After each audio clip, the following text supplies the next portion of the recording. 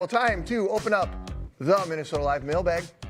Don't forget, you can send us your comments, your concerns, your thoughts, your feelings, anything by emailing minnesotalive@ksdp.com. You can also message us on Facebook. We're catching up with some emails, starting with one from Shirley that has to do with asparagus. In May, the owner of Golden Fig Fine Foods on Grand Avenue in St. Paul, Lori Kroll, shared everything we need to know about asparagus season in Minnesota. Shirley says, "My sister and I visited Brugge, Belgium in the spring a few years ago, and their white asparagus was in season and is a big deal. It was wonderful and so delicate compared to green." She sent along a photo. There you go, white asparagus. I love it.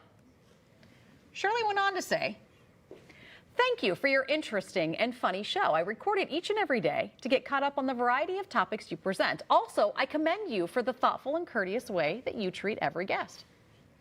She went on Very to nice say, to see, Shirley. I know, right? "One thought, and not about asparagus.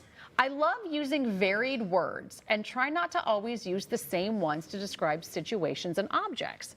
A word that is ready to be retired in our culture is amazing.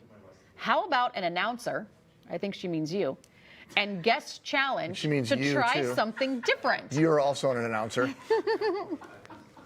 So what would you use instead of amazing? I don't have a huge problem with amazing. I hate our younger producers, not in this show necessarily, but write the word iconic for everything. Like everything is iconic. Stop with that. Is it really iconic? You know, the iconic white asparagus of Belgium. Yeah, iconic, stop that. I think sometimes we throw too many of those, Yeah. like amazing. I don't think you and need to. Interesting Sometimes- and right, yeah. fascinating and all of that in there. So I'm kind of with you. No, I hear ya. it's a fair email, Shirley, right? Yeah, it was a fair email. I'm not sure about your white asparagus, though. We'll bring some. I trust you that it's good. Like yeah, them. there's a future segment for Lori. So. Should we talk about back in June when Kelly Hansen took us to farms in Wisconsin? A particular farm that we stopped by provided school lunch milk. And another one of the farms that she stopped by makes the cheese that gets into Subway stores that make the sandwiches. Oh, yeah, yeah. Yeah, so we heard from people who did not appreciate that we featured Wisconsin farms because the show was called Minnesota Live. But then we heard from Judy, and Judy starts, "Good morning, Minnesota Live. After seeing the unhappy emails regarding visiting Wisconsin farms and highlighting other states, I felt I needed to say thank you for taking us on trips to places we may not be aware of, expanding our horizons and including our neighbors, other states, in your stories. I absolutely love this show and share my love with others." Very nice of you to say. Thank you, Judy. Yeah, Judy, but like we're not trying to hate on any states around us. No. Only during football season, and then of course we know how that's going to work. It's going to be split down the middle, And 50-50. we'll be getting your emails about that when I have to pipe in about the Vikings. But we're probably going to be terrible this year, so it doesn't matter. Jody wrote in, with so much going on during the weekends, I've been surprised that your producers have not rolled out a version of Minnesota Live for at least on Saturday. Jody also commented about our broadcasts outside the studio. She said, on-site broadcasts have such a cool energy, and so many of us would have no idea of the cool businesses that have been highlighted without the coverage. Plus, there are so many events that support good causes too. Just asking. More shows outside of the studio and on the weekend. Your thoughts? What are your thoughts? I emailed her back my thoughts. What did you say? I said, I'm not quite sure we got the manpower for it. I'd love to. Maybe eventually this show, person power, maybe eventually this show will be big enough that we'll have 40 people around to be able to make all that happen. It takes a lot of people work very hard, and when we take the show on the road, it is a lot. Takes a They lot of are people, fun. takes a lot of effort, but they're a blast. And I'm with you that the energy level there is just different. Yeah, 'cause you're for on sure. scene. For sure. We're not sitting in this. But I'm not sure I'm on board with a Saturday version of the show. I Yeah, like well, to sleep somebody in else can host a couple it. days a week. Somebody else can do that show. True that. And we'll be able to watch at home and enjoy it. And enjoy it. There you go. All right, recently we had a story about the increase of postage stamps. And here's what we said. Listen. Have you heard that the price of a stamp has gone up for a second time this year? I have heard this.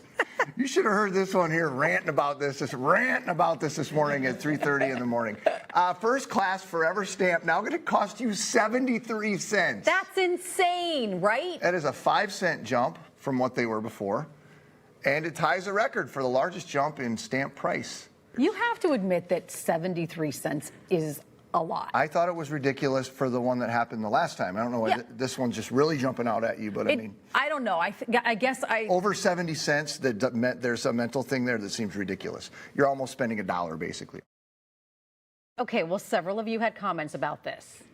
Megan, you rarely get people fired up. I know. was glad to know that you got a little, people were a little mad at you. Well, Bert said this: I think stamps are still a pretty good deal. 70 cents and your note gets everywhere, anywhere in a few days. Seems to me okay. Christmas is a whole other program, though.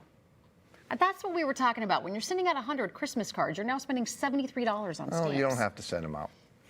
Sandra wrote, take a note from your playbook, huh? Yeah, I stopped a couple years Sandra ago. wrote, not happy with your segment on raise and postage today. Do you realize how much less pieces of mail the post office handles now with the internet? Their costs have gone up too, like fuel, wages, building, and equipment upkeep.